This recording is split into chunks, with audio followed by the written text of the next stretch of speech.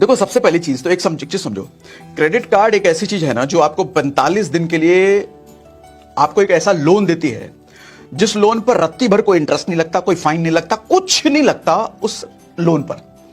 तो उसको लोन कहना भी ठीक नहीं है, क्योंकि लोन पर तो इंटरेस्ट सब लगता है। वो समझ लो आपको 1 लाख रुपए 2 लाख रुपए जितनी भी आपकी लिमिट है उतना पैसा आपको दे दिया 45 दिन के लिए। उस पैसे का आपको जो करना है करो, उस पर कोई फाइन कुछ नहीं लेना। 45 दिन बाद ईमानदारी से चुपचाप वापस कर देना। अगर 45 दिन बाद वापस नहीं किए तो भैया मिनिमम ड्यू पे कराओगे तो 35 से 40% सालाना इंटरेस्ट, और वो भी नहीं दिए तो फाइन अलग से करेंगे। तो 45 दिन तक तो अपना पैसा है ना वो। अब मैं आपसे पूछूं ऐसा ऑप्शन आपको मिले तो क्या करोगे? जाहिर सी बात है कहीं ऐसी जगह डालेंगे जो 45 दिन में 30 दिन में अपने को थोड़ा बहुत रिटर्न दे दे। तो 2-3 इसके अच्छे तरीके हैं। एक तो लिक्विड म्यूचुअल फंड का ऑप्शन होता है।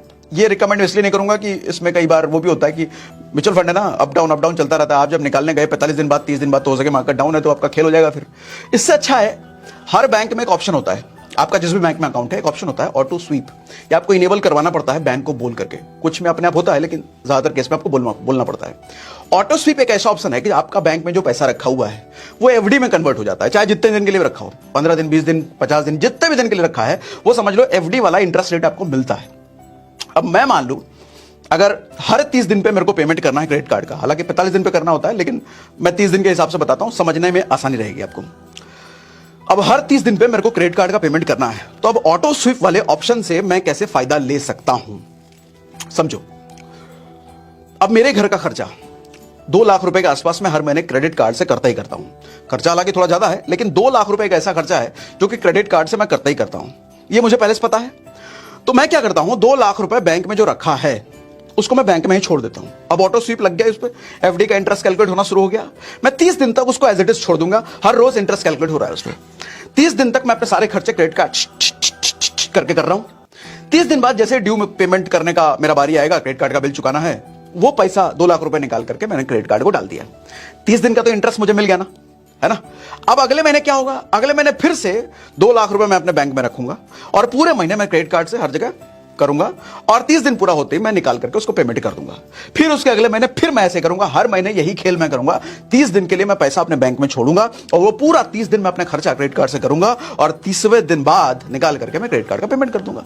इससे होता क्या है कि हर महीने 2-2 लाख रुपए मुझे बैंक में मिलता है, और 2 लाख रुपए चूंकि मैं 30 दिन के लिए छोड़ रहा हूं तो 30 दिन के हिसाब से एफडी का इंटरेस्ट कैलकुलेट होकर के मुझे मिल जाता है। कितना मिलता है ध्यान से समझिए, कैलकुलेशन समझाता हूं, छोटी सी चीज है। अब जैसे मैंने 2 लाख रुपए बताया, अलग अलग बैंक में ऑटो स्वीप का इंटरेस्ट अलग अलग होता है, कोई 4%, कोई 5%, कोई 6%। बहुत अच्छा बैंक है तो जैसे कोटक वगैरह अच्छे बैंक है तो 6% भी देते हैं। मैं 5% बीच का मान लेता हूं। मान लो क्या, मेरा तो है ही ऐसा, तो मैं उसके हिसाब से आपको पहले समझाता हूं, फिर कम खर्चे पर भी एग्जांपल देके आपको समझाऊंगा। 2 लाख रुपए मैंने खर्चा है। अब 2 लाख रुपए पे 5% यानी कि कितना हुआ, 10,000 रुपए।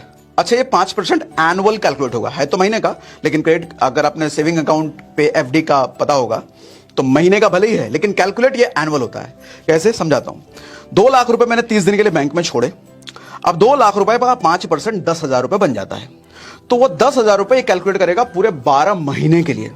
अब मुझे 1 महीने का इंटरेस्ट कैलकुलेट करना है तो 10,000 डिवाइड बाय 12 कर दो, 12 महीने का, तो निकल के आता है 833 रुपए। तो 833 रुपए पर मंथ की मेरी कमाई हो गई, प्योर कमाई, जिसके लिए मुझे कुछ नहीं करना पड़ा एक्स्ट्रा, कोई हाथ पैर नहीं मारना पड़ा, सिर्फ हर महीने बैंक में मुझे छोड़ना पड़ा पैसा। और चूंकि मैंने क्रेडिट कार्ड का वो करा रखा है कि अपने आप बिल मेरा ऑटो डेबिट हो जाता है बैंक से, तो उसको पेमेंट भी चला जाता है, मुझे कुछ नहीं करना पड़ता इस 833 रुपए कमाने के लिए। अब आप कहोगे 833 रुपए कोई बहुत बड़ी इनकम थोड़ी है। सर है, बहुत बड़ी इनकम है। गेम समझो, इसी 833 रुपए से तो खेल होता है। देखो, ये 833 रुपए वो चीज है जिसके लिए मुझे कुछ करना ही नहीं पड़ा। ये टोटली एक्स्ट्रा इनकम है, टोटली।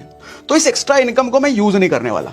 इस 833 रुपए को मैं कर दूंगा एसआईपी, म्यूचुअल फंड में, इंडेक्स फंड में, जहां भी मर्जी हो। ईटीएफ में एसआईपी कर नहीं सकते। अच्छा, पिछले वीडियो में कुछ लोगों ने पूछा था ईटीएफ में एसआईपी कर सकते हैं क्या? सर, ईटीएफ में मैनुअल एसआईपी आप कर सकते हो। मैनुअल एसआईपी का मतलब हर महीने खुद से आप पैसा डाल सकते हो डेट पर, जो भी डेट आप डिसाइड करो, अपने आप बैंक से आपका पैसा कट जाए। ईटीएफ में ऐसा नहीं होता। तो ये आंसर दे दिया मैंने पिछले वीडियो का। आप इंडेक्स फंड में या म्यूचुअल फंड में ऑटो एसआईपी कर सकते हो, अपने आप बैंक से आपका पैसा कटता रहेगा। ठीक है, तो मैंने डाल दिया 833 रुपए, काट लेना भाई, म्यूचुअल फंड, इंडेक्स फंड में। अब इससे होता क्या है, मैंने 40 साल के लिए डाल दिया, भैया 40 साल तक हर महीने ये 833 रुपए कटता रहेगा। मालूम है 40 साल बाद कितना बन जाएगा ये? 2.6 करोड़, 2.5 करोड़ रुपए का जुगाड़ हो गया ना मेरा। सिर्फ मेरे क्रेडिट कार्ड के खर्चे से। मुझे कुछ भी नहीं करना पड़ा इस पर, रात्रि भर भी कुछ अलग मेहनत नहीं करनी पड़ी इस 2.5 करोड़ रुपए बनाने के लिए। अब आप बोलोगे 40 साल तक इंतजार करना पड़ेगा। अरे तो इंतजार क्या, आप जिंदा तो रहोगे ना वैसे भी 40 साल तक, या कल ही सुसाइड करने वाले हो? तो जब जिंदा जब रहना ही है, और नहीं भी रहे, ऐसा कुछ ना हो भगवान की कृपा से, तो अगली जनरेशन के पास तो जाएगा ही है। और ये इनकम तो एक्स्ट्रा ही है, टोटली एक्स्ट्रा। वैसे भी आता नहीं अगर आप ये करते नहीं, आपके पास तो आता ही नहीं ना, ये करते नहीं। तो अगर आ गया तो इसको उधर डाल